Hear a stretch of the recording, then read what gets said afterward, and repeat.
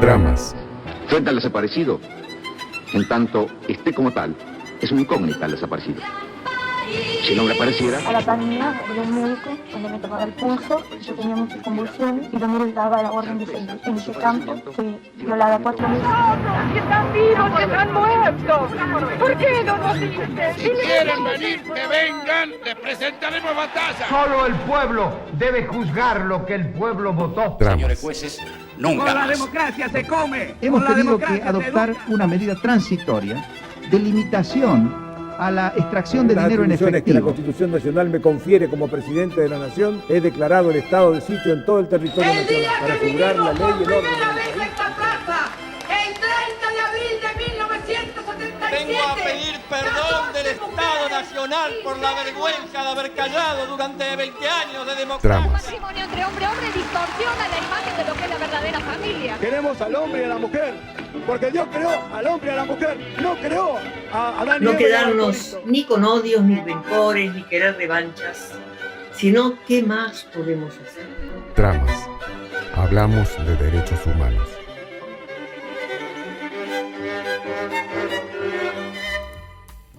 Muy buenas tardes, estamos en un nuevo encuentro de tramas aquí en Cacán FM en la 90.3 del dial y estamos saliendo también por YouTube y a partir de la semana pasada también se está repitiendo este programa los días lunes a partir de las 22 horas. Es el mismo programa que está saliendo ahora, que si no lo pueden escuchar, también lo pueden compartir el próximo lunes.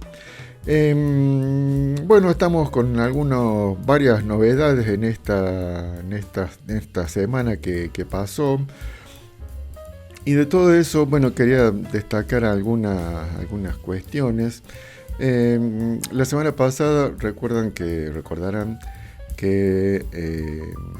celebrábamos el encuentro, la recuperación de la identidad del nieto 140, el hermano de Adriana Metz, que lo buscó junto con sus abuelos primero, que buscaban a su nieto y que, bueno, ya fallecido, esa búsqueda la continuó su hermana, Adriana Metz, y bueno, finalmente se pudo encontrar al hermano, a este nieto de estos abuelos ya fallecidos, Graciela Alicia Romero y Raúl Eugenio Metz. Y decíamos, cuando hablábamos de este hecho, que la reconstrucción, digamos, fue en parte gracias a un testimonio de Alicia Partnoy, cuando en los años en que para desgracia de los argentinos, Menem dicta las leyes junto con Alfonsín, ¿no? Las de punto final, y aparte, bueno, otorga el perdón a varios genocidas. Ante esa imposibilidad de continuar los juicios, lo que se hizo fue generar algo intermedio que se llamaron los juicios por la verdad, que lo que buscaban era generar una verdad histórica de los hechos ocurridos, pero que sirvieron para poder tener los testimonios de miles, realmente miles, de personas que habían sido víctimas del terrorismo de Estado. Y entre esos testimonios está el de Alicia Partnoy, que fue quien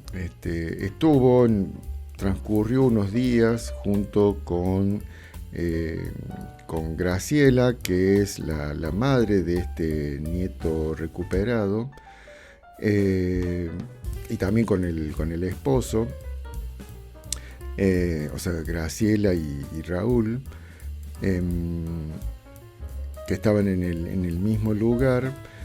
Pudo compartir, después a Raúl, al padre, se lo llevan y bueno, hasta ahora no se lo puede encontrar, pero con Graciela sí compartió algunos días y fue testigo, aunque no estuvo en el parto, pero sí en el mismo lugar, en el mismo espacio físico, donde Graciela dio a luz a este nieto que ha sido recuperado hace muy poquito. Y bueno, es quien después pudo exiliarse, se exilió en Estados Unidos y desde Estados Unidos le escribió una carta a los abuelos de Raúl Metz, contándoles que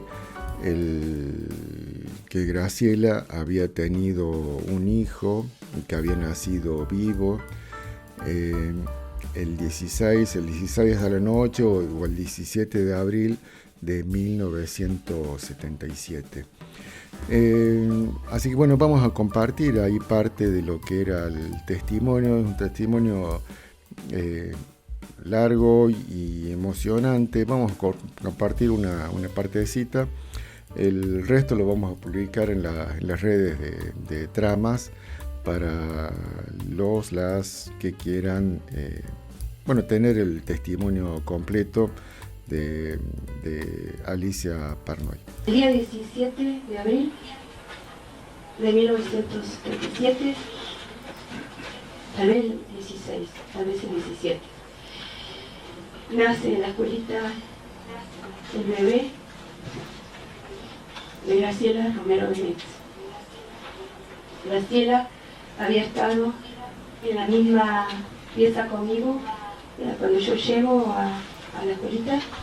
Estaba embarazada, ya habiendo salido de la cárcel, estando viviendo en el exilio en Estados Unidos.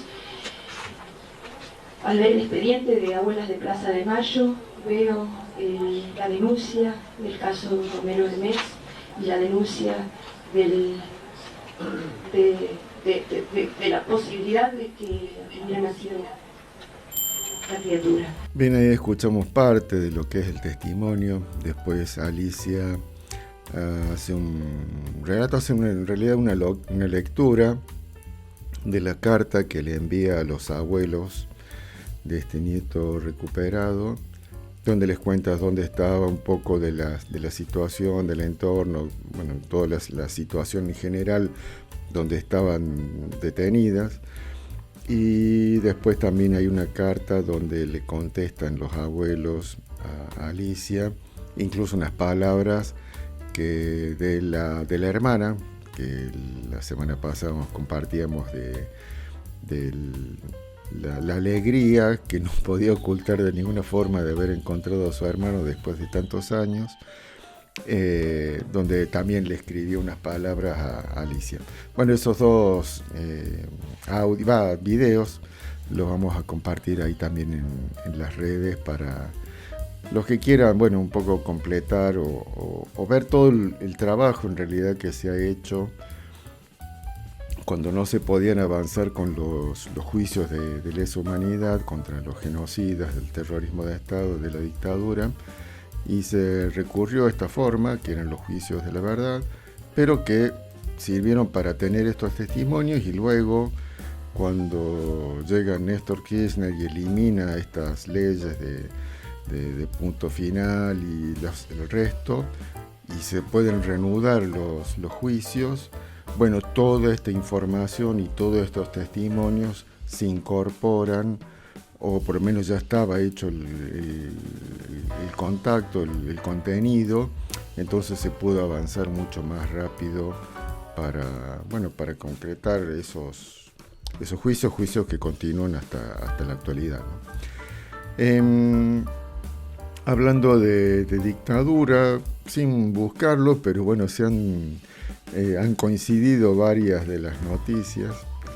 En un programa que tienen unos libertarios en un lugar que se llama Punto Indio, en provincia de Buenos Aires, el que es presidente del partido político La Libertad Avanza de Punta Indio, Pablo Cabrera, hacía una apología de lo que es el terrorismo de Estado. Ahí escuchamos lo que decía este individuo. ¿Qué tal? Muy buenas noches, un referente de Punta Indio, Cabrera Jorge Pablo, que todos me conocen. Hoy una tarde lluviosa sobre la metrópoli puntaindiense y vamos a arrancar con un nuevo programa de La Libertad Avanza Radio. En 1963 se comercializa el primer Ford Falcon en la Argentina, de producción nacional, vehículo emblemático, si es que tenemos los argentinos. Totalmente. Tuve la fortuna de que mi papá tuvo toda la vida Ford Falcon y todavía existía un Ford Falcon en mi familia, que viene de aquella...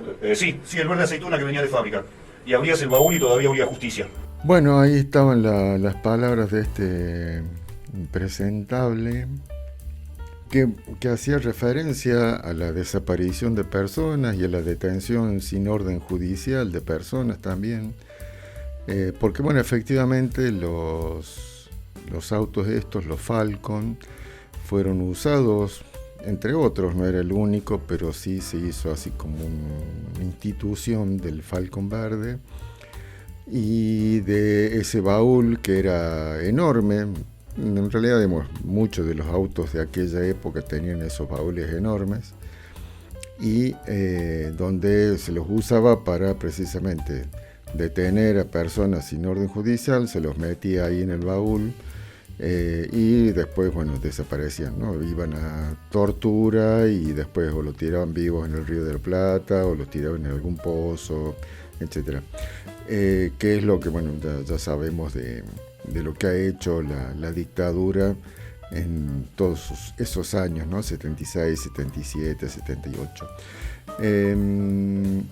Una cosa más, hace unos años se hizo un juicio contra Ford y fue,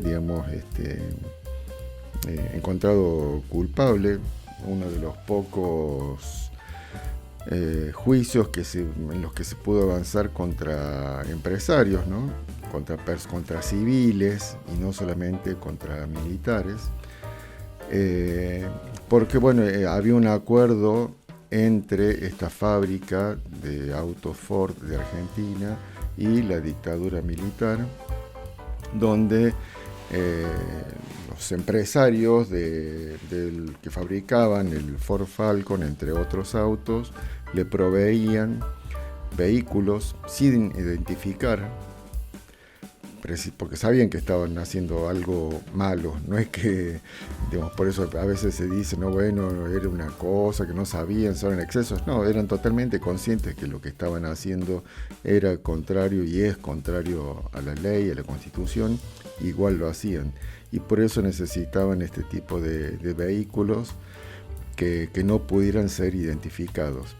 Y en ese acuerdo que hicieron con esta fábrica Ford y con la que Ford se libró de trabajadores que estaban dentro de la empresa, que buscaban condiciones laborales dignas para los trabajadores y que les molestaban, y por las leyes argentinas no los podían despedir, las leyes que tienen que ver con el régimen de contrato de trabajo, y que mágicamente todos esos trabajadores o sindicalistas desaparecieron de la fábrica de Ford. Así que esto que decía este libertario debería tener una consecuencia penal, ¿no? Porque es algo que va en contra de nuestra sociedad, en contra de la justicia. Hay un delito que habla de esto.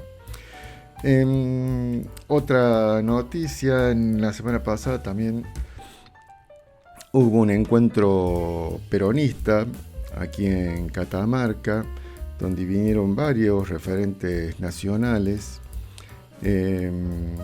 muchos mediáticos o que solemos ver así en la tele o en las redes sociales. Estuvieron María Cristina Perceval, Soledad Magno, Francisco y Jorge Tayana, Raquel Kismer de Olmos, más conocida como Kelly Olmos, Hernán Lecher, Emiliano Estrada, Vanessa Sili, Florencia López, más todos los integrantes del Partido Justicialista de aquí de Catamarca, empezando por la actual presidenta, la ex gobernadora Corpasi, Lucía Corpasi, y en alguna de las mesas también estuvo el economista Marcelo Altamirano, la doctora Cecilia Guerrero, la expresidenta de la Cámara de Diputados, entre otros integrantes. Hubo paneles, estuvo realmente interesante todo. Traje un corte cortito, algunos, creo que un minuto y un poquito más, de todo lo que no es por desmerecer el resto, que todos fueran muy interesantes. Recuerdo lo de Jorge Tayana, que decía, bueno, ¿cómo salimos de esto? Empezando a creer que podemos salir. Como si no pensamos que es posible un horizonte mejor que este, y difícilmente podamos encontrarnos en otro espacio mejor.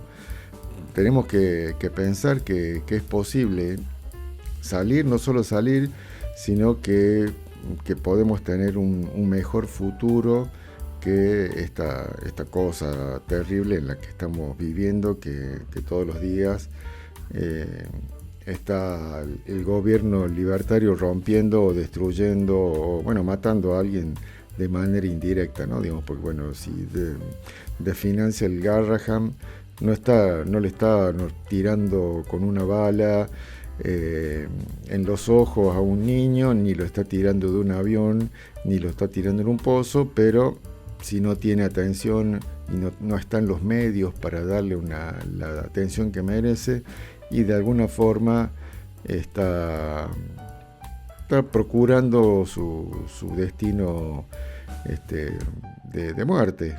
No hay otra palabra para decirlo. O lo mismo que, ahora se levantó, por esta decisión de eliminar Vialidad Nacional. También decidieron no eliminarlo finalmente, pero lo cierto es que desde que está Milei no está funcionando todo el dinero que está destinado a las rutas nacionales, o al mantenimiento, sostenimiento, mejoras, o por lo menos que sigan en buen estado para circular.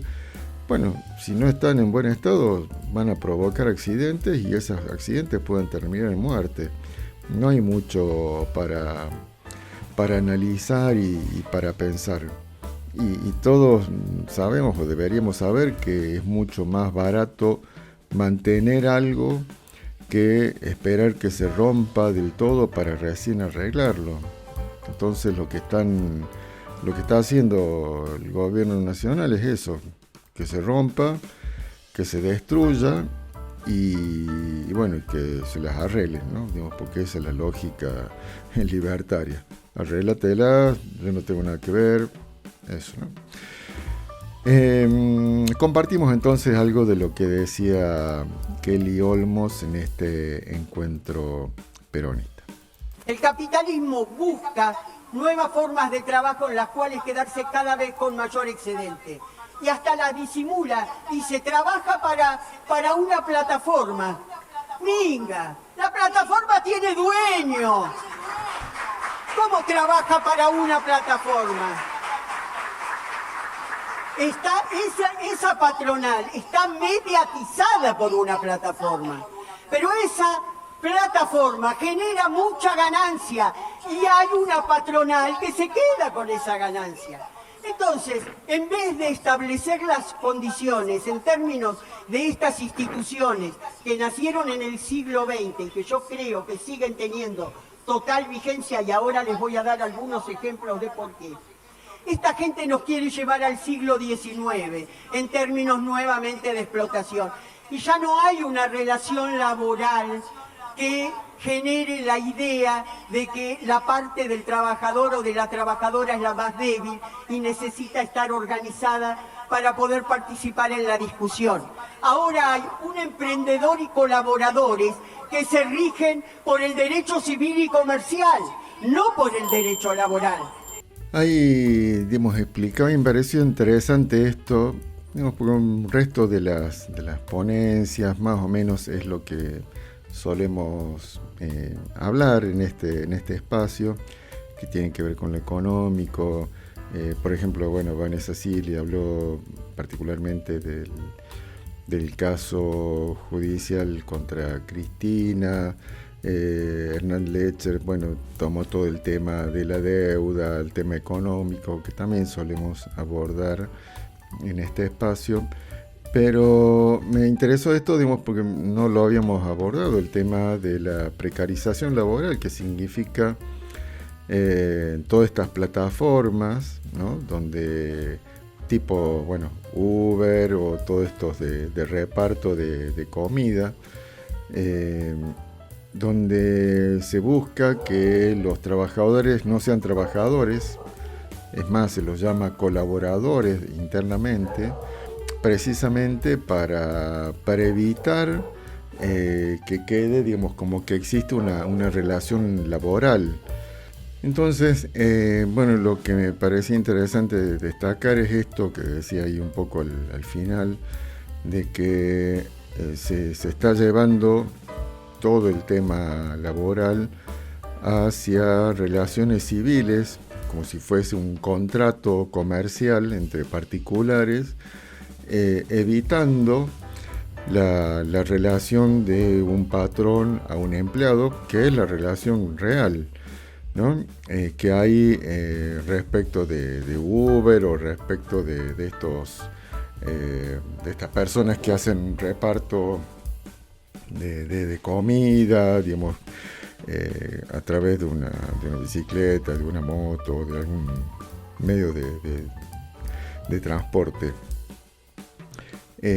No existe eso, porque si fuese una acción que la hace alguien por su propia voluntad, digamos que sería una relación, digamos, particular, lo debería hacer sin la utilización de esa plataforma. No está trabajando para sí o para una persona determinada. Es la plataforma la que le dice con quién va a ir a trabajar o con quién va a desempeñar una tarea. Entonces hay una relación laboral que es la que, bueno, desde este gobierno, bueno, el menemismo fue el primero que como gobierno neoliberal impulsó todo esto a través inventó, digamos, lo que es el monotributo para sacar la existencia o el funcionamiento de la ley de contrato de trabajo y así evadir las responsabilidades que tiene la patronal respecto de los empleados y eliminar esa desigualdad que hay, porque eso es lo que en definitiva busca la ley de contrato de trabajo, equiparar las potencialidades que hay entre una patronal o una empresa y un trabajador. No son los mismos al momento de al realizar un contrato. Entonces lo que hizo la ley de contrato de trabajo es establecer cierto piso de derechos que no pueden ser evadidos a través de un contrato, o si se llegan a poner cláusulas que van en contra de la ley, esas cláusulas no corren, digamos, son nulas.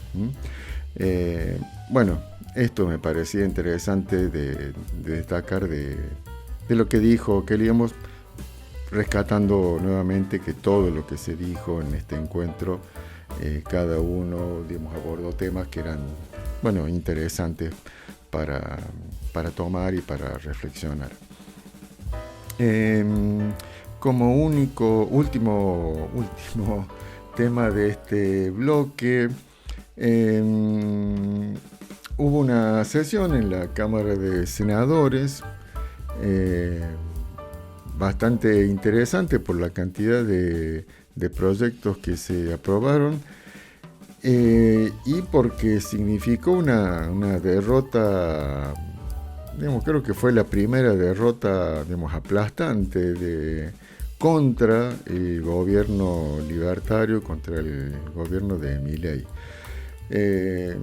Se aprobó la ley que da un aumento a los jubilados, y no es solamente que se aprobó, sino que se aprobó por 52 votos a 0, o sea, nadie de los presentes votó en contra de esta ley. Los libertarios hicieron todo el show de irse, de intentar declararla nula, bueno, eso, se tiraron al piso, lloraron, patalearon, pero la sesión continuó y se concretó y bueno, entre los proyectos que se aprobaron está este que le da un aumento, la verdad, mínimo, pero que es significativo en términos de decir, bueno, es posible en otra instancia futura generar otro aumento, digamos, porque bueno, este ya se ha podido concretar. También se rechazó el veto de Milei contra la ayuda que había sido aprobado también en las dos cámaras para Bahía Blanca. Recordemos, en Bahía Blanca sufrió inundaciones en el verano y no ha habido una ayuda nacional para los habitantes de Bahía Blanca. Muchos perdieron todos sus bienes, sus casas, digamos, nada, fue terrible. Había sido aprobada una ley para darle una ayuda económica a todos los habitantes de Bahía Blanca, particularmente a los más damnificados. Luego de que fue aprobada, Milei la vetó y el Senado en esta oportunidad también por 51 votos rechazó este veto de Milei. Este veto, recordemos que para que el veto sea nulo, tiene que ser rechazado por las dos cámaras. Solo se logró el rechazo de la Cámara de Senadores, así que este rechazo pasa a la Cámara de Diputados y veremos qué pasa en diputados, ¿no?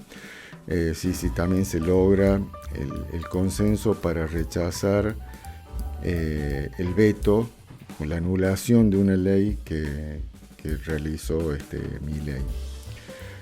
Otros dos proyectos que también fueron aprobados fue el de los ATN y de los combustibles. Esta es una pelea que empezaron a dar los gobernadores respecto de los fondos que son coparticipables.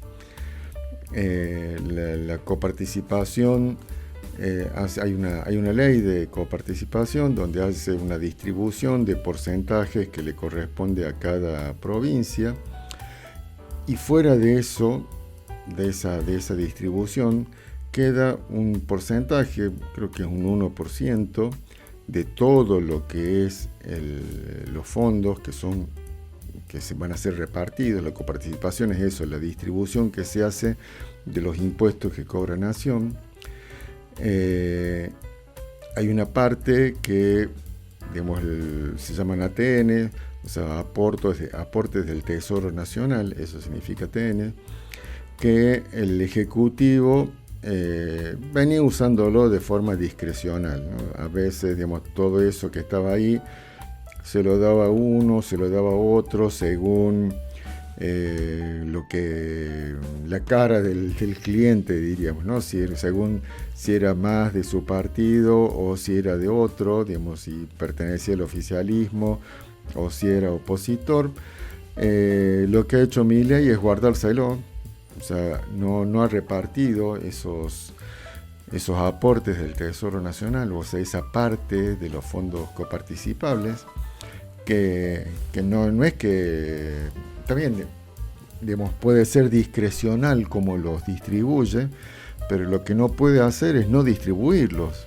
Y lo que Milei ha hecho es guardárselos, o sea, les ha robado esa parte de la coparticipación a todas las provincias, o sea, todos quienes vivimos en las provincias y no en la nación, ¿no? Que no produce nada, no hace nada, solamente genera gasto. Entonces lo que resolvieron los gobernadores, se pusieron de acuerdo, las 24, o sea, las provincias y Cava, en armar una estructura de cómo deben ser distribuidos esa parte de los impuestos coparticipables, y decir, bueno, este porcentaje que antes se distribuye de manera discrecional o de manera, en realidad lo que dice la ley es que, bueno, ante casos de necesidad o de emergencia, es como un fondo ahí de reserva que se venía usando, por eso era un poco discrecional, pero se distribuía, o sea, ese dinero efectivamente llegaba a las provincias. Ahora Milei se los venía robando, ¿no? Bueno, hacen decir, bueno, eso se va a distribuir de esta manera, y eso es lo que fue aprobado ayer por un lado con los 2/3 en la Cámara de Senadores, por 56 votos a 1, y bueno, y que deberá ahora ir a la Cámara de Diputados, y veremos qué destino tiene y si también se logran las mayorías para poder aprobarlo. Y por último también se logró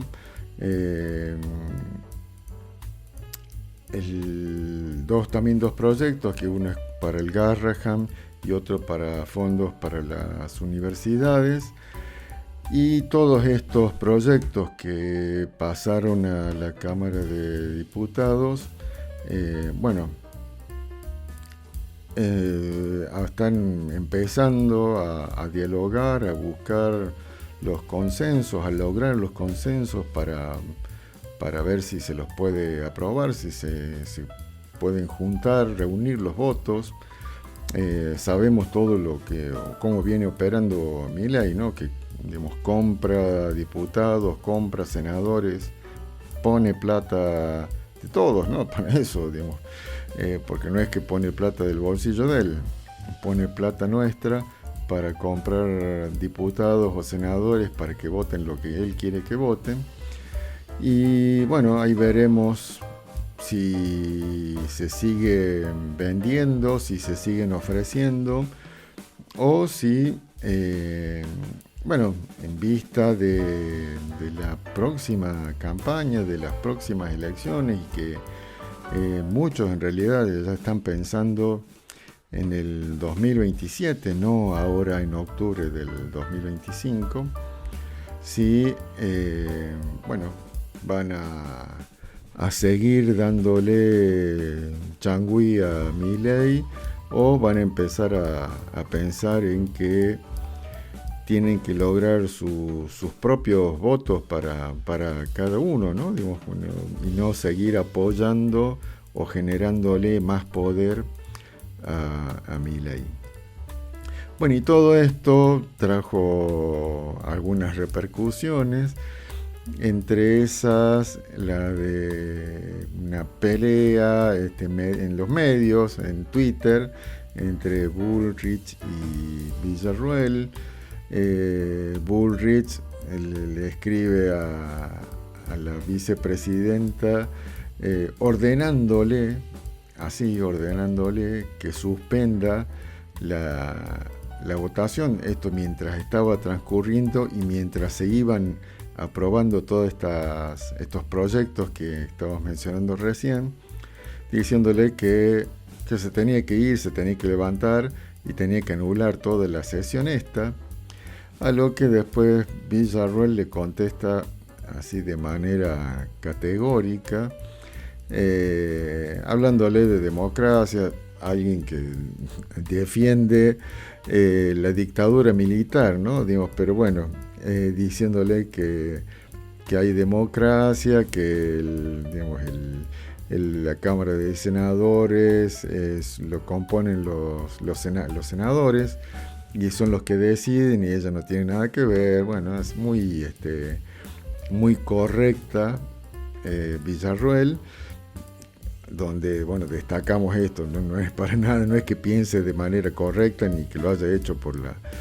la democracia o algo así, sino es más una cuestión, digamos, de interna, libertaria, y no tanto de democracia, porque bueno, Villarroel no cree en la democracia, digamos, porque alguien que defiende la dictadura no puede pensar en términos democráticos. Y a lo que se subieron también en esto, que eran las leyes que estaban, o los proyectos de ley que se iban aprobando en la Cámara de Senadores, bueno, aparecieron estos tuiteros y digamos, punguistas de las redes, como el Gordo Dan, Fran Fijap y otros más, donde, bueno, empezaron a usar las redes para hacer casi una apología del delito, porque, bueno, diciéndoles que, bueno, que tenían que sacar los tanques a la calle, que tenían que bombardear el Congreso. Ahí compartimos algunas de las imágenes que compartían ellos, que digamos, hay que dinamitar todo el Congreso con diputados y senadores adentro. Después armaban un video donde con un tanque bombardeaban, ¿no?, lo que era el Congreso y la Cámara de Senadores. El Gordo Dan decía: los tanques a la calle ya, es ahora. Después se filmaron arriba de un tanque, que bueno, eso con qué dinero de quién, ¿no? Digamos, y cómo hicieron para subirse un tanque y salir a dar una vuelta como si fueran autitos chocadores, ¿no? Bueno, fotos también, el trumpista, que es un libertario que vive, creo que en Uruguay, donde, bueno, ponía fotos del Congreso con aviones tirando bombas y haciendo explotar el Congreso, o sea, reventando la democracia. Y todo esto les valió una denuncia penal por los diputados Cecilia Moró, Santiago Cafiero, Matías Molle, Daniel Arroyo y Leopoldo Moró. Es una apología del delito, o digamos, en lo que ha hecho, si por tirarle caca en la vereda de Espert, digamos, alguien se la metieron en cana y en una cárcel de máxima seguridad como es Ezeiza, y la tuvieron no sé cuántos días incomunicada, y no solamente a esa persona, sino a la madre, a toda la familia y amigos y etcétera. Bueno, esto también debería generar una respuesta similar por parte de la justicia. Escuchamos lo que decía el senador Mayans como resumen de esta sesión, antes de irnos a la pausa. Bueno, primero el número, ¿verdad? Un número importante, en el sentido de que prácticamente casi todos fueron unánimes. Los tres que tanto cuestionó la libertad avanza fueron prácticamente unánimes. Y después los otros también tuvieron prácticamente 2 tercios. El pedido que hicieron los gobernadores, que también tiene algo muy significativo, porque te das cuenta que a Tucumán prácticamente no fue nadie. Uh-huh.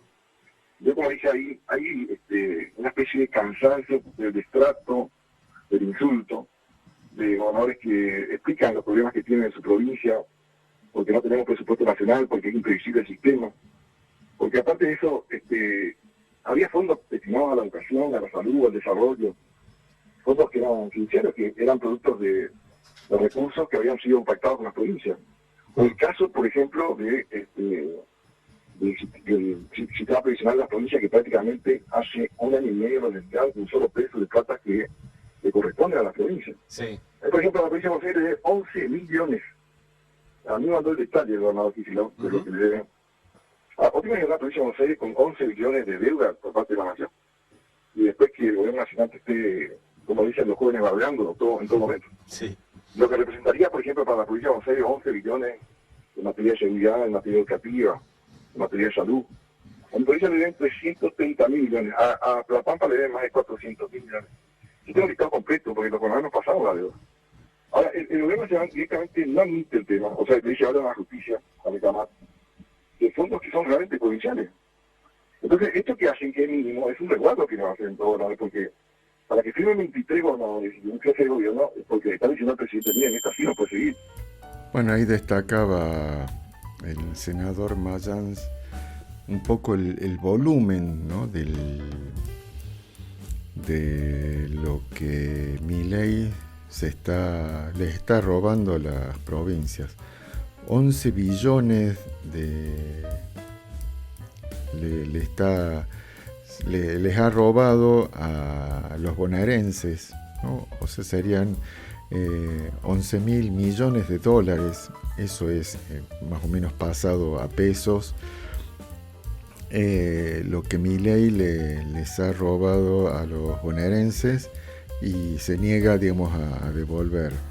Hablaba de, sería más o menos 330 millones de dólares a Formosa. Así es fácil hablar de superávit fiscal y de que, digamos, todo eso que es el verso que impone el gobierno, igual que el verso de la inflación, ¿no? Digamos, está todo más o menos dibujado, porque bueno, cualquiera que vaya a hacer las compras ve que no es real esa inflación de 1 o de 1,6 o 2, no es para nada, ¿no? El combustible nomás hace poco subió más de 3%, casi llegando al 4%. Entonces, bueno, todo esto se está cayendo realmente, digamos, no sé si se llega a octubre como era la intención libertaria. El dólar está pisando los 1.350, digamos, y llegando al techo supuestamente de la banda. No hay más dólares a dónde sacar, digamos, ya se comió todo lo que era el blanqueo, los colchones, no hay más de dónde rascar. Han estado en estos días robándole el dinero a los jubilados del Fondo de Garantía de Sustentabilidad, usando esos fondos para subsidiar el valor del dólar y que no siga subiendo. Bueno, se quiebra todo esto, y no es que uno esté contento por esto, digamos, porque no lo va a pagar ni Milei, ni lo va a pagar Caputo, ni Karina, ni el otro Caputito, ni Sturzenegger, ni Bullrich. Todo este desastre, como siempre, lo va a terminar pagando el pueblo, los trabajadores y los que menos tienen, ¿no? Pero bueno, ojalá sirva para por lo menos reflexionar de qué es lo que se está haciendo, ¿no? Y frenarlo, digamos, porque si se sigue votando este desastre, no hay forma de que mejore, vamos siempre para atrás. Hacemos una pausa y ya regresamos con segundo bloque de tramas.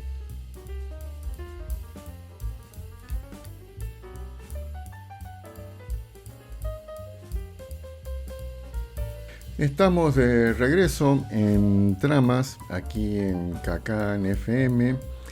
Y bueno, la intención en este bloque era recordar un hecho histórico ocurrido aquí en Catamarca el 16 o el 15 a la noche o madrugada del 16 de julio de 1977. Esto arranca, estamos en un año y poco más del primer año de la dictadura militar. En estos primeros meses del año 1977, el dictador Videla empieza a hacer como una especie de recorrida por las provincias argentinas, todas intervenidas, no había gobernador, no había legislatura, digamos, estaba todo intervenido por la dictadura. Quienes estaban a cargo del Ejecutivo eran militares, digamos, puestos ahí por la dictadura precisamente. Y bueno, en esos días de junio, de julio, había una intención o una posibilidad de que Videla vaya a Tucumán. En Tucumán, el dictador a cargo del gobierno de la provincia era el genocida Antonio Domingo Bussi, quien había estado a cargo del operativo Independencia y que lamentablemente, también hay que decirlo, cuando se recuperó la democracia fue elegido por los tucumanos como gobernador de manera democrática. Pero bueno, en estos años 76-77 era el gobernador de facto de Tucumán, y al conocer que Videla iría a visitar su provincia, la provincia que estaba bajo su mando, bueno, se le ocurre ponerla, entre comillas, linda a Tucumán. Bueno, hace limpiar los parques, pinta los cordones de blanco de las calles, y en esa intención de limpieza decide levantar, apresar, recolectar a todas las personas que en todas las provincias no tienen hogar y viven pidiendo en las calles. Ahora no se ve tanto, pero bueno, en aquellos años era más común ver personas con algunos problemas motrices o, digamos, de comprensión, que no tenían algún medio de vida y, digamos, vivían pidiendo en la calle y dormían en las calles o en las plazas. Y entonces lo que hace o lo que decide Bussi o lo que manda a hacer es eso, levantar a todas estas personas. Y en la noche del 15 y madrugada del 16 de julio de 1977, por aquellos días en Catamarca, al igual que ahora, ¿no? Estamos hoy, 18, hoy se está inaugurando otra edición del Poncho. En aquellos años también estaban los preparativos de la fiesta del Poncho de ese año, 1977. Lo que hace es juntar toda esta gente y cruza de Tucumán a Catamarca, ahí en el límite de Huacra, y toma la ruta 64, que es la que va ahí desde Huacra por Los Altos, Baño de Obanta y desemboca en Lavalle. Estos mendigos, personas que no tenían algún medio de vida y que deambulaban por las calles de Tucumán y que habían sido apresados por Bussi, los meten en un camión de estos militares y cruzan recordemos, digamos, que todo en esta época nadie podía circular sin que cada 2x3 haya un control militar, porque todo el país estaba sitiado, ¿no? Digamos, uno quería viajar de un lado a otro y cada tanto aparecía un montón de milicos y pedían papeles, documentos de dónde iba, de dónde venía, por qué no, por qué sí. Había un control, digamos, de la ciudadanía terrible, digamos, explícito, ¿no? No es que uno iba así de paseo como hoy, que a lo sumo puede haber algún control policial en algún lado. Ir a una presencia muy fuerte, ¿no? Y todos, obviamente, todos los milicos armados, y pensando que el que viajaba, era un terrorista, ¿no? O un posible terrorista. La cosa que este camión atraviesa todos estos controles sin que nadie sepa nada. Atraviesa también el puesto de Huacra, ahí que cuando uno quiere ir a Tucumán por la ruta, sube la cuesta, llega a Huacra y ahí, digamos, entra a lo que es Tucumán.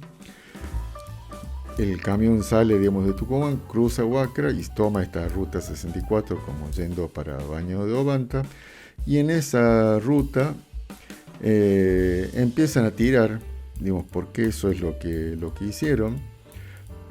Abrían la puerta del camión en esa noche o en esas madrugadas, las primeras horas del 16 de julio, y empiezan a tirar gente en ese camino, no en las ciudades, no en los Altos ni en Baño de Obanta, sino en donde no había, digamos, no había gente, no había una ciudad, no había un pueblo.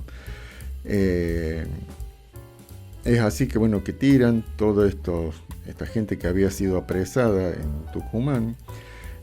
Aproximadamente son unos 25 personas las que son levantadas y tiradas aquí, digamos, en Catamarca.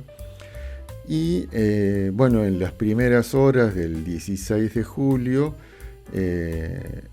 estas personas que tenían no tenían todas las facultades mentales como para darse cuenta de dónde estaban, tampoco les habían dicho dónde estaban. No los tiran a todos juntos para que no se agruparan, sino que los van tirando de uno por uno para que se desorienten, digamos, para que se mueran.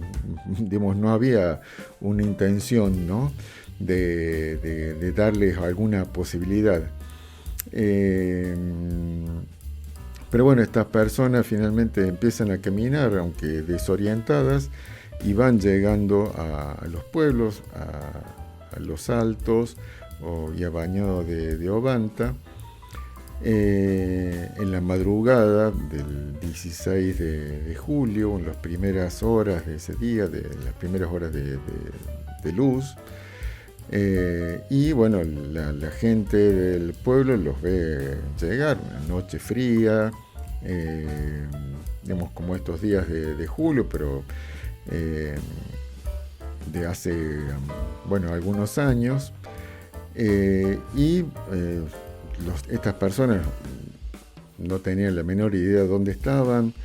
Los catamarqueños de estos pueblos empiezan a tratar de atenderlos, les dan abrigo, les hacen, no sé, fuego, les dan algo caliente, y se da parte a la policía, ¿no?, del lugar, y también a la parte médica para que los asistan. Es así que se da parte al Hospital de la Merced, y desde el Hospital de la Merced viene la médica que estaba a cargo de ese lugar, y también viene el juez de paz, que también estaba en la Merced, que además era periodista, o trabajaba también como periodista del diario La Unión, que era el diario, creo que el único diario que había en aquellos años, 1977.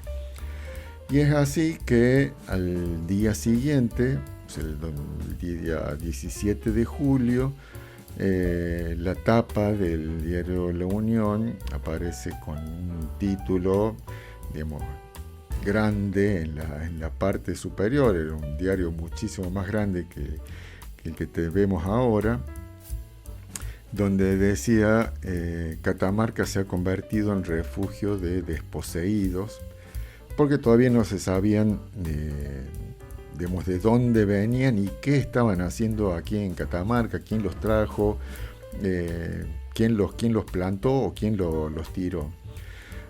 Bueno, a partir de ahí hay toda una serie de cuestiones que tienen que ver un poco con la política, un poco con los problemas que se suscitan dentro de la misma dictadura, ¿no? Acá el gobernador de facto de acá se comunica con Bussi.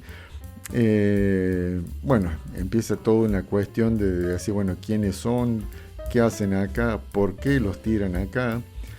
Y bueno, es un hecho que ha quedado impune, digamos, porque no todo eso termina con que Bussi manda un avión desde Tucumán a recoger a todas estas personas. Le echan la culpa a un comisario de la policía tucumana y dicen que había sido un exceso de celo en el cumplimiento de las órdenes. Y después a esa persona la terminan ascendiendo, ¿no? Le dan otro cargo superior al que tenía. Ese fue el castigo. Quiero compartirles con ustedes algunas partes de una entrevista que les hice hace varios años a quienes fueron estas personas que hicieron el primer contacto con estos mendigos, con estas personas. Una es la doctora Aurora Pico Sossi, que era la médica que estaba ahí en la Merced y fue la que dio los primeros auxilios a estas personas, que algunas tenían, bueno, congelamiento, encuentra también una persona muerta. Después varios de los que digamos, son ahí primeramente atendidos los llevan al hospital de la Merced y algunos que estaban más graves los traen al hospital San Juan Bautista para atención.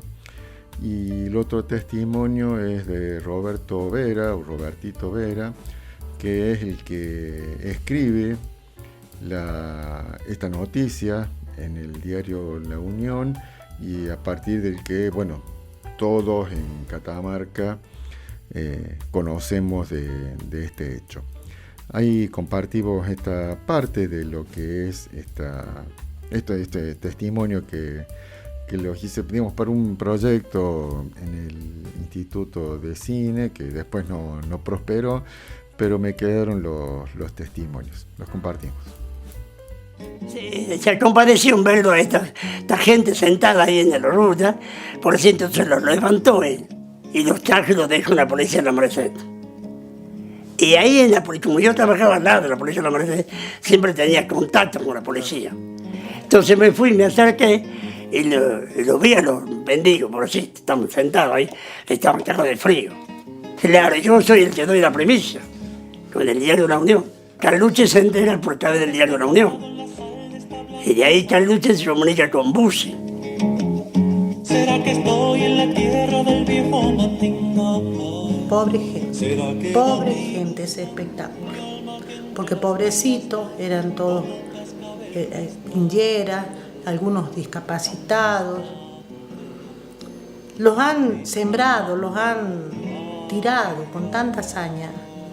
Digo yo, con tanta hazaña, porque el río de la Abra tenía un terraplén alto en ese entonces, o sea, el río quedaba abajo, bueno, debajo del puente del río de la Abra, ahí dejaron un señor que le faltaban las dos piernas y que caminaba, se arrastraba con sus glúteos apoyados en unos taquitos de madera atados acá en sus manos. Lo dejaron ahí abajo para que no pueda salir y dejaron junto con un ciego. ¿Se da cuenta la crueldad? Y de ahí ni siquiera los han dejado todos juntos, los han ido desparramando así uno. Terrible. Algunos, los que podían, han empezado a volverse a su casa, pobre, llovinaba, hacía mucho frío. ¿Cómo esperar que este cántaro traiga la lluvia?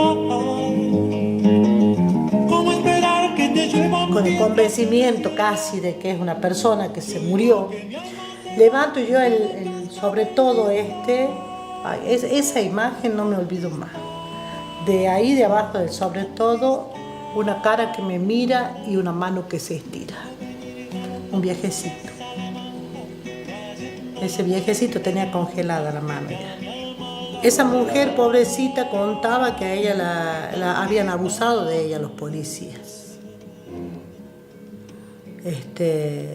Ella contaba obviamente con toda la desesperación, ¿no?, que los policías habían abusado.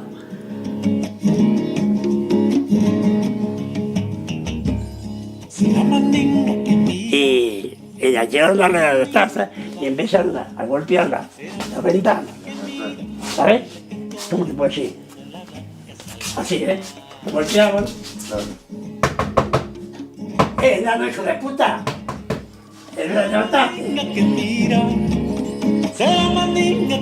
Hicimos la autopsia ahí y efectivamente había muerto de hambre el señor. Bueno, ahí escuchamos estos terribles testimonios, ¿no? Cuando hablaba con Aurora, en esa época, cuando le hice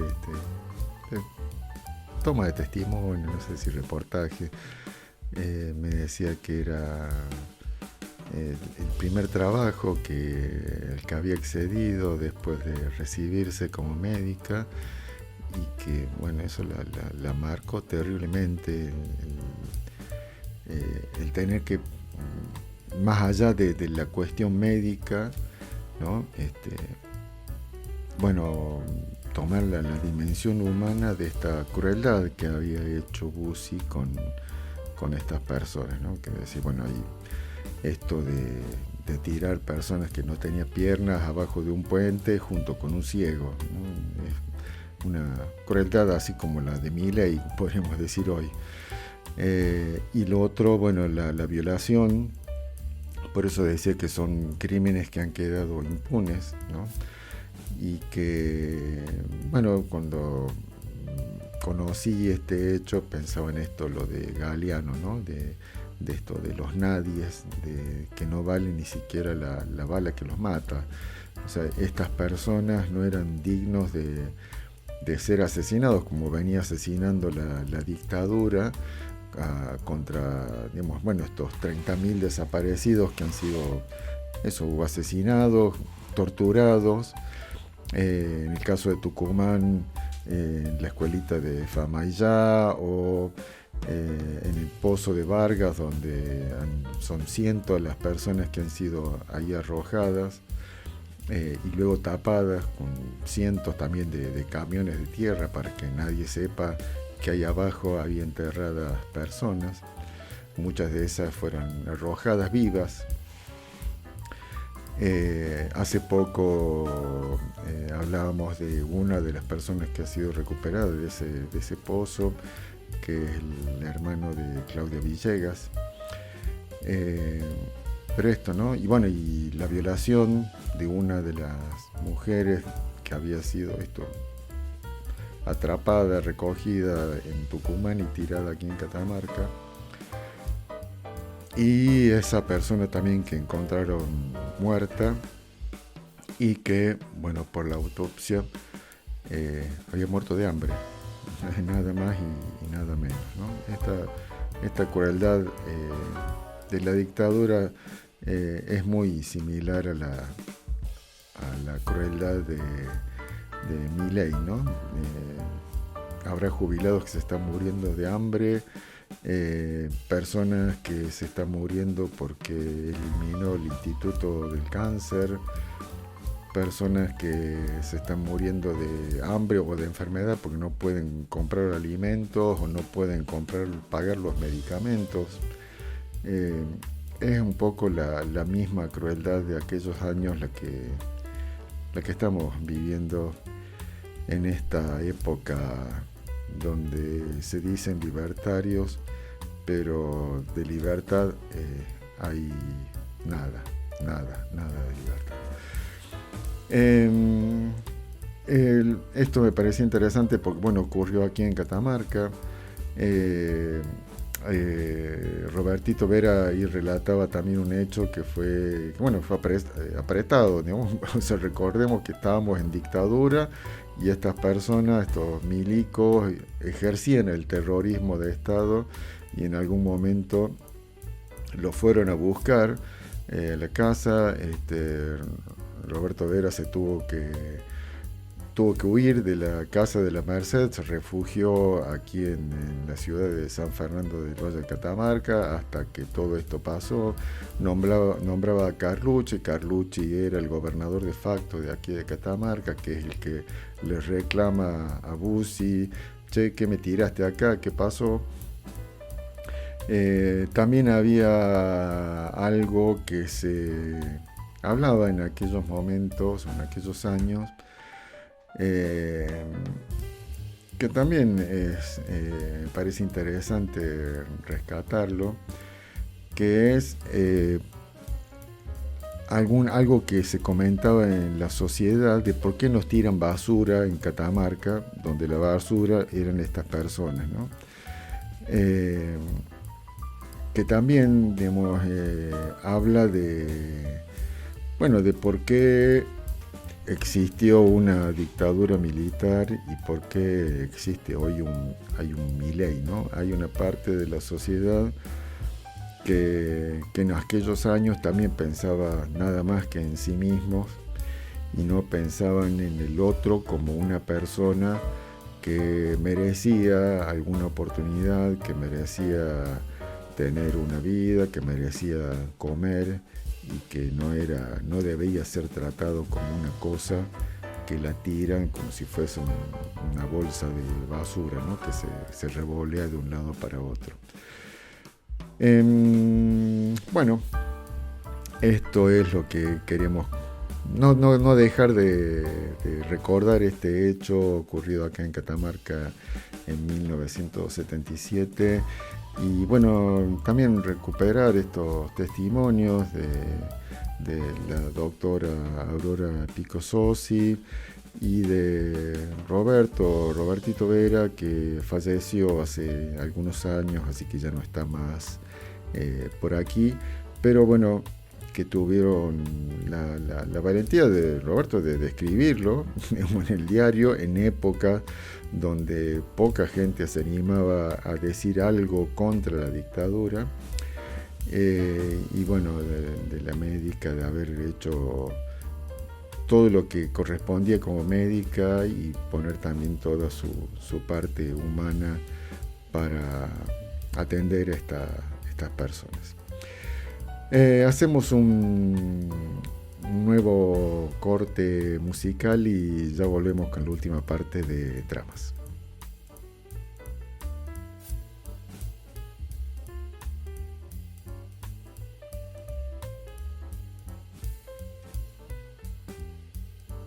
Estamos en el último bloque de Tramas de hoy y queremos abordar un decreto, uno de tantos decretos de Milei que, bueno, tiene algún tiempo, fue del 21 de mayo pasado, donde entre otras cosas que elimina las bibliotecas populares y otros institutos belgraniano, browniano, etcétera, elimina el Instituto Nacional de Teatro, un instituto que fue creado en 1977 a través de una ley, la 24.800, y que, bueno, a través de este decreto de Milei lo elimina, como elimina todo lo que viene eliminando, ¿no? Así, de manera totalmente irracional. Y para conversar sobre esto, estamos ahí en comunicación con Oscar Nemeth, que es actor, docente, organillero, alguien muy conocido aquí en Catamarca. Actualmente es el responsable del Centro de Cultura y Trabajo Comunitario Villa Dolores. Así que bueno, ahí conversamos con él. Bienvenido, Oscar, a esta charla, este encuentro que tenemos acá, un poco virtual, con Tramas. Gracias, Roberto. Es un placer estar nuevamente en el programa. Y la verdad es que me parece necesario hablar de derechos humanos hoy, en las circunstancias en las que estamos viviendo. Y bueno, y Tramas es el programa adecuado para hablar. Venimos haciendo la intención, venimos tratando de sostener este espacio.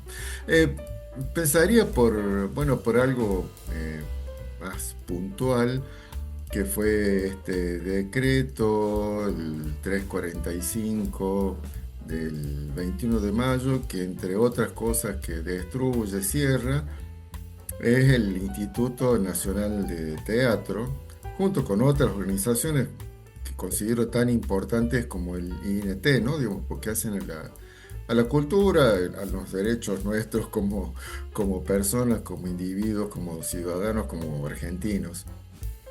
Así Justamente. que, bueno, preguntarte eso, cómo lo han tomado los actores, la comunidad actoral de aquí de Catamarca, y qué significa el INT, ¿no? Porque parecería que, que se cierra algo que estaba al vicio o que no servía nada. Todo esto bajo un pretexto de que, había algo que estaba mal o que encontramos algo que no era correcto, que nunca se sabe qué es y que no se puede revisar tampoco, ¿no? O sea, digamos, esta metodología que viene usando el gobierno de Milei para cerrar partes o para clausurar partes del Estado. Así que eso, comentamos un poco cómo lo ven desde, como integrante de esta comunidad de actores de Catamarca y de Argentina. Mira, la comunidad teatral entera, de todo el país, la comunidad federal, está en estado de alerta y en lucha, no solo a partir de esto que ha pasado ahora, sino que desde que llegaron al gobierno y crearon ese decreto 70 del año 23, todo a instancias de este siniestro personaje que es Sturzenegger, que es el ideólogo claro. De pie a todo este tipo de acciones. Lo tenían muy bien programado, no son inocentes las acciones. Como vos ni los tiempos tampoco, ¿no? Digamos, es como que van midiendo a ver cuándo tiran cada cosa.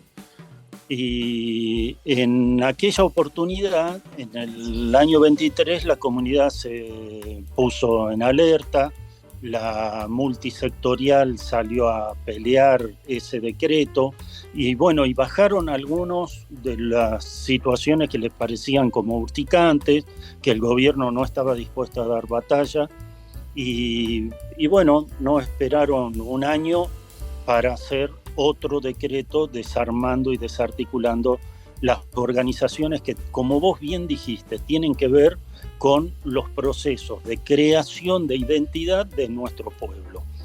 Porque no se trata solo del Instituto Nacional del Teatro, se trata de las bibliotecas populares, que son fundamentales para el desarrollo. Son miles de organizaciones como las salas de teatro en una red federal que tiene un entramado cultural en todo el país y dota de identidad artística y creativa a todo nuestro pueblo. Y eso,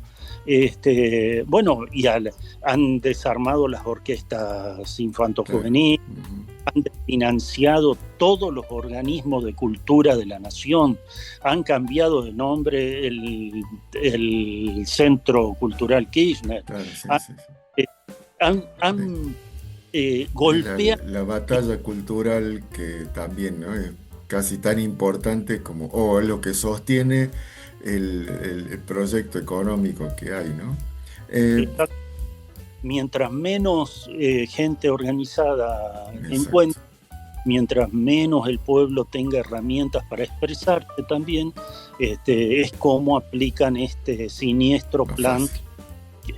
Claro, que es, bueno, en otros momentos fue a fuerza de garrote y balas. En este momento es a fuerza de este proyecto que tienen a través de las redes sociales, de los servicios de inteligencia, para desacreditar cada una de las organizaciones que permiten que el pueblo tenga una vía de expresión.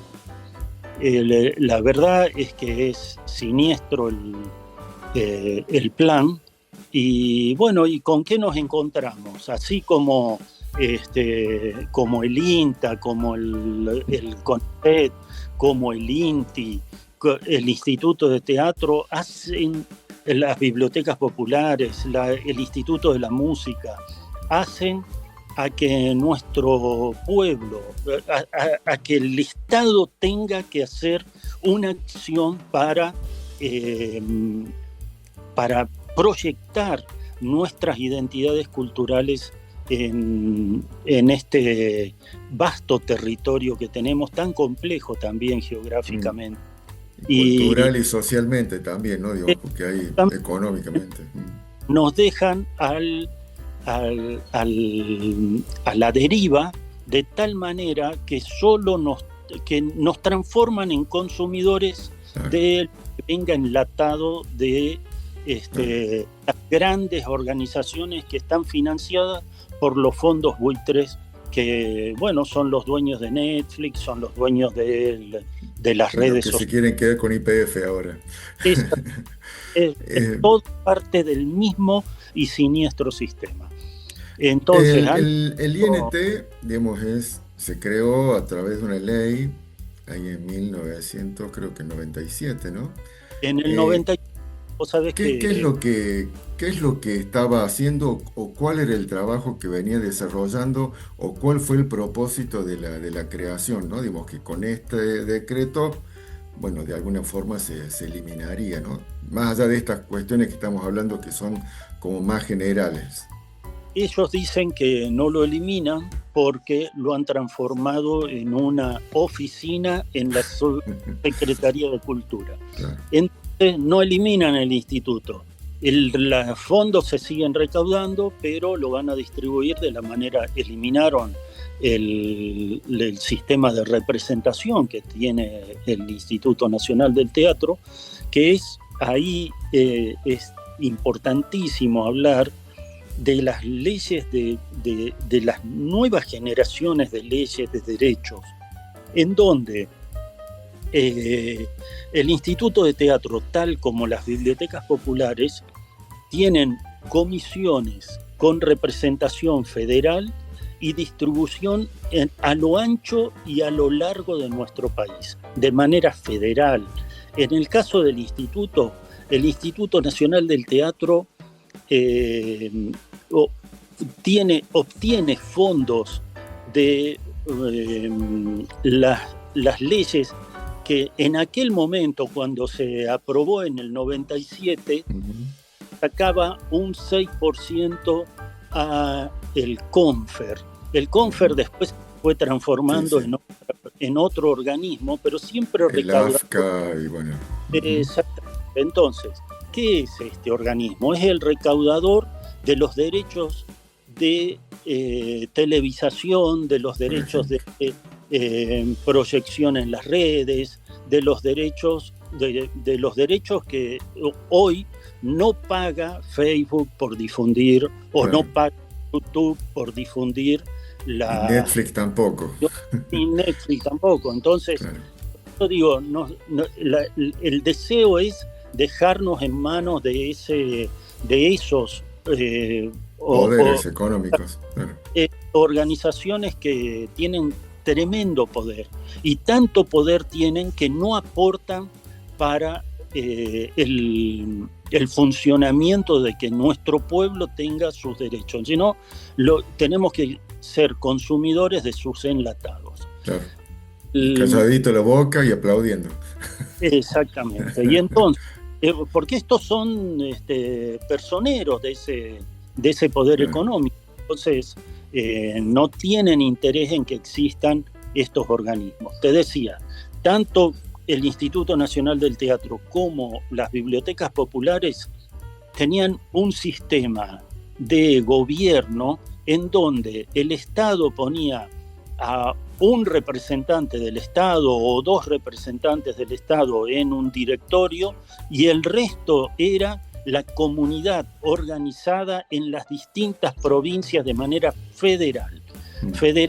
De manera que cada región de nuestro país, a nosotros nos tocaba acá en el norte, región NOA, claro. La región NOA comprende Salta, Jujuy, Tucumán, Santiago del Estero, Catamarca, y entre todas esas provincias organizaban con un representante que hacía las veces de subir y bajar información. Claro. O sea, bajaba la información de lo que el Consejo aprobaba, deseaba, generaba como política, y a la vez proponía las propuestas que la comunidad tenía. Imagínate vos, es una estructura dinámica, virtuosa, digamos, para eso, para que se tenga en cuenta o para hacer un poco más real esto de que somos un país federal, ¿no? Y que no es solamente un unitarismo disfrazado.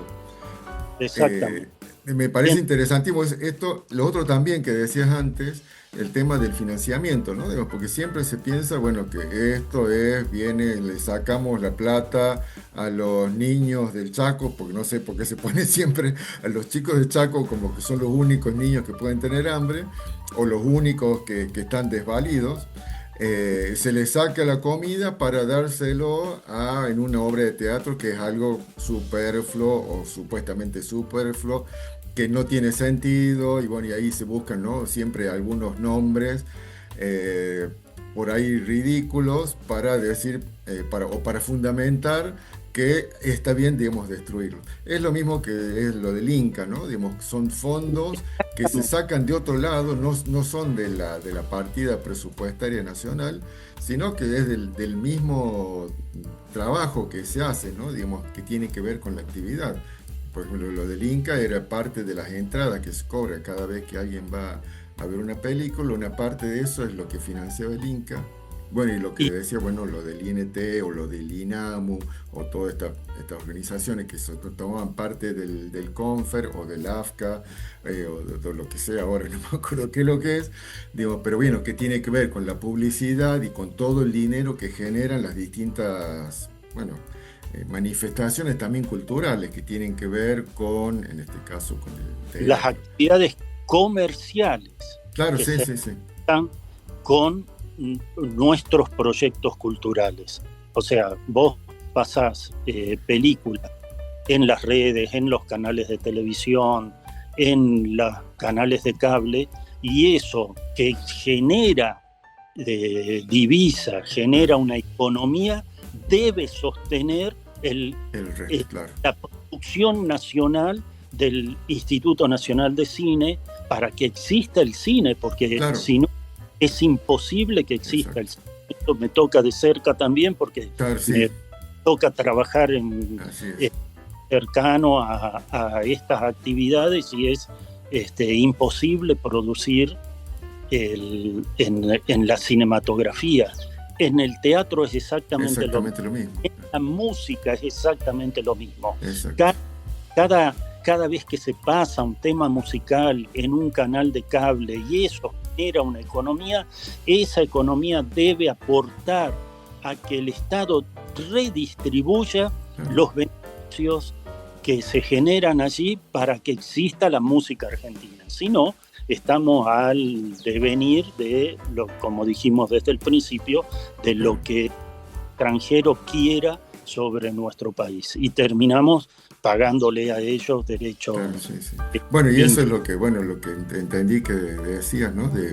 al destruirse este directorio que era el INT, donde había representantes de todas las provincias, de todas las regiones, bueno, queda nada más que en la subjetividad del Estado, ¿no? De esta oficina a la que fue reducido este Instituto Nacional a una oficina donde 2 burócratas o 3 dirán, bueno, lo que el dinero se va a repartir acá o allá o acá con total discrecionalidad, ¿no? Porque no habría esa participación ni de las provincias ni de las regiones. Es increíble con los pretextos que ponen para hacer, para tomar. Convencer. Es increíble. Y lamentablemente, por suerte, hemos tenido para que se apruebe la ley de teatro en el 97, imagínate vos, que estamos hablando del menemismo, del neoliberalismo del siglo pasado. Sí. Y, se le arrancó esta ley a ese proyecto neoliberal con muchos años de lucha de la comunidad teatral, pero no solo de la comunidad teatral. Y acá hay que dejar claro, la Ley Nacional del Teatro no beneficia a los artistas, beneficia al público, a la gente que necesita que el teatro exista en su pueblo, en su barrio, en su comunidad.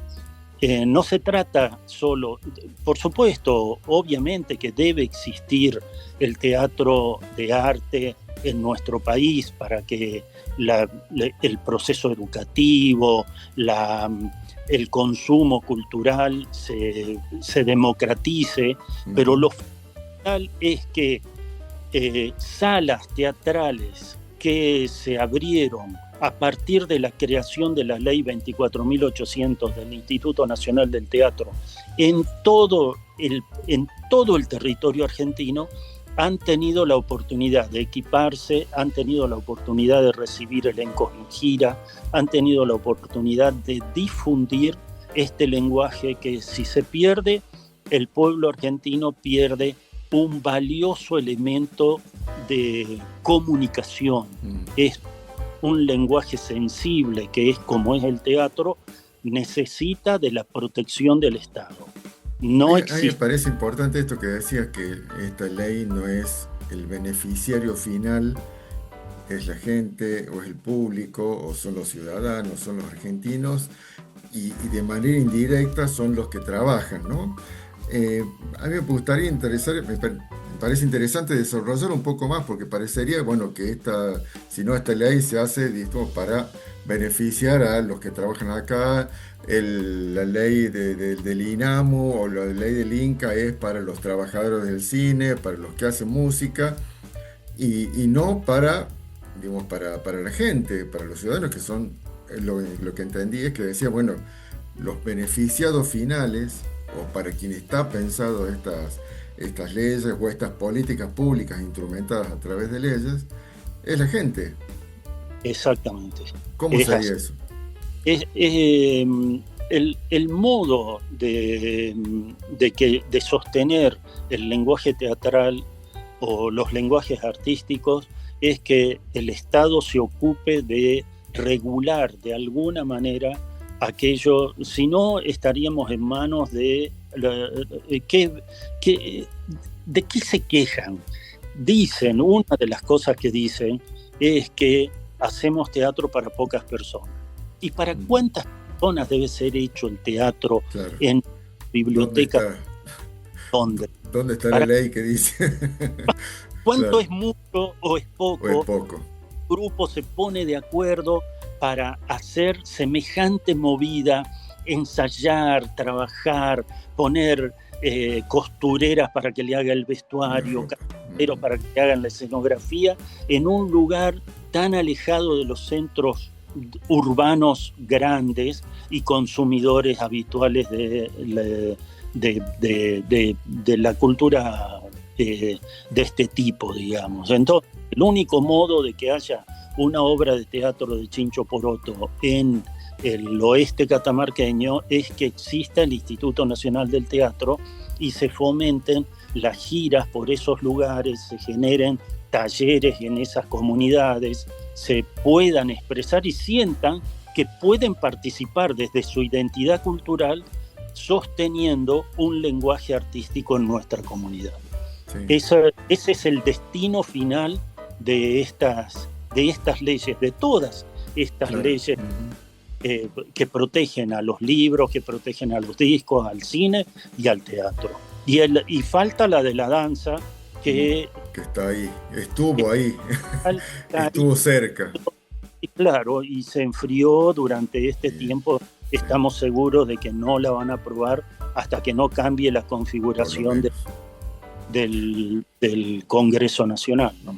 Me parece interesante esto de remarcar la necesidad de vernos, ¿no? Por un lado, de ser capaces de generar una visión propia desde Catamarca y no copiar una visión desde Buenos Aires o peor, un estereotipado, digamos, extranjero de cómo debemos ser los argentinos, cómo debemos ser los catamarqueños y cómo debemos ser los de Palo Blanco o los de Fiambalá. Porque me parece que ahí está, ¿no? lo que debería ser el propósito o el fundamento de la creación de estas leyes, ¿no? De poder generar una visión propia, incluso una visión crítica de nuestra propia realidad, de nuestras propias costumbres, de nuestra propia música, para romper, porque si no vamos camino a una uniformidad, ¿no? Digamos, todos somos iguales, todos pensamos lo mismo y no hay nada por fuera de eso porque está todo obturado, porque la única realidad o lo único que podemos acceder a ver es determinado formato y nada más, determinados contenidos y determinadas formas de vernos a nosotros desde otro lado, no desde nosotros, de nuestra forma de hablar. Durante muchos años, viste que todos los locutores tenían que hablar con ese neutro porteño, incluso encontrabas, no sé, en algún pueblito de algún lado, uno que hablaba en porteño y no hablaba en catamarqueño, o no hablaba como riojano, o no hablaba como santiagueño, ¿no? Toda una cosa chata, uniforme, que parecía que no había, que pasabas una frontera, ibas de un lado a otro y no cambiabas nada. Es como una especie de cultura McDonald's, ¿no? Digo, tenés el mismo pancho y lo tenés en todos lados, y en todos lados es igual, y no hay forma de que sea distinto, que tenga otro sabor, otra cosa, ¿no? Y bueno, es la discusión, esa cultura shopping que le digo yo, que vos entras al shopping y crees que podés creer que estás en Londres o en Shanghái, y en realidad estás en Catamarca. Y esa identidad catamarqueña se tiene que notar en la estructura, en el modo de hacer, en el modo en el que se produce el lenguaje y en el modo que representa a la comunidad. Pongo siempre un ejemplo que es: nos quieren como a Homero Simpson, sentado del televisor consumiendo una cerveza y mirando atolondrado pavadas de un emisor central que nos llena la cabeza de estupideces. Entonces, el teatro implica otra cosa totalmente distinta. El teatro implica que las emociones de un grupo de gente, porque el teatro se realiza en el mismo momento, o sea, tiene sentido, se produce teatro cuando hay un conjunto de espectadores, un conjunto de gente participando de ese evento importantísimo, de esa misa que se produce cuando se pone en escena las emociones, cuando se ponen en escena emociones, discursos, sensaciones, cuando vibra el alma de alguien que está actuando y el alma de quien está percibiendo eso, se produce en vivo. Eso es un hecho que debe ser defendido como lenguaje, porque pone a nuestro pueblo ante sus propias emociones, a discutir, a reflexionar, a hacer catarsis sobre lo que le está pasando en el aquí y ahora. Si vos sos un consumidor de cerveza delante de la televisión, consumís el discurso de alguien que te llena la cabeza de boludeces para que no pienses, para que no sientas, para inhibirte las emociones de manera tal, te apabullan de manera tal que te obnubilan y te generan como ente. Sos un consumidor. Sí. Una cosa que consume. Un neoesclavismo. En esto que antes también decía, ¿no? El tema de las bibliotecas populares y todo esto, que lo que más allá de la materialidad que hay ahí, todas apuntan a una comunión, ¿no? A un encuentro, a ir a ese lugar y encontrarse con otros, con otras personas, que también es lo que hace el teatro. Por eso hablaba de esto, ¿no? De empezar a vibrar. Porque más allá de que hay un guión y hay una estructura, qué sé yo, nunca una obra de teatro es igual a otra. O sea, si vamos 2 veces a ver la misma obra, son obras distintas porque hay una interacción permanente de quienes están actuando con el público. El público responde de una manera, responde de otra, y ahí hay una cosa que, bueno, que es la magia o el fundamento, ¿no? del teatro, que, bueno, lo decía vos, está en la emocionalidad, en comunicar, en despertar, ¿no? Esa reflexión, sea de alegría, sea de tristeza, sea de angustia, sea de, no sé, de risas también, pero ahí está me parece lo contundente de esto, que es encontrarnos con otras personas en un mismo lugar y vibrar con eso, ¿no? Interactuar. Exactamente, así es, Roberto. Bueno, eso están horadando eso, están siendo serviles a ese proyecto en donde nosotros no podemos expresar nuestras propias emociones, nuestro pueblo no puede expresar sus propias emociones ni vibrar y hacer catarsis con las emociones que se le presentan en las circunstancias del teatro. Sí, pensarnos solos, ¿no? Aislados, viendo tele y nada más, o en vez del tele el celular, ¿no? Viendo cosas en el celular, pero solos, sin compartir algo con otros, con otras, ¿no? Porque bueno, ahí es donde empezamos a decir, che, lo que yo pienso, lo pensamos también, qué bueno, ya somos 2, o somos 3, somos 5, somos 10, y entonces podemos llegar a pensar que podemos llegar a transformar nuestra realidad. Parece que ahí es lo que viene buscando romper esta forma de gobierno que está expresado en Milei, pero claramente no es el dueño de esta idea. Es un proyecto del capitalismo financiero global que nosotros seamos abducidos de alguna manera por eso. Sí. Las están pensadas y diseñadas para producirte emociones tales que vos quedes enganchado en la pantalla más de 4 horas y media por día, y y es la misma propuesta. Claro, en cambio, si eras teatro, por lo menos las 2 horas que vas a estar ensayando, vas a estar alejado de esa... Por lo menos ahí. Sí, pensaba esto de que también cómo han cambiado las costumbres incluso de compra, ¿no? Digamos, el hecho del delivery o de comprar todo y te lo manden con alguien que los trae, también ha roto esto de ir al supermercado o ir a la despensa y encontrarte con un vecino, con una vecina, saludarte, charlar, 2 palabras, estamos cada vez más aislados y nos están llevando a eso, ¿no? A que cada vez estemos más aislados, más solos y únicamente conectados con una pantalla, con un teléfono, con algo que nos evite y nos aísle, ¿no? De encontrarnos con otra y que nos diga algo sobre lo que vivimos.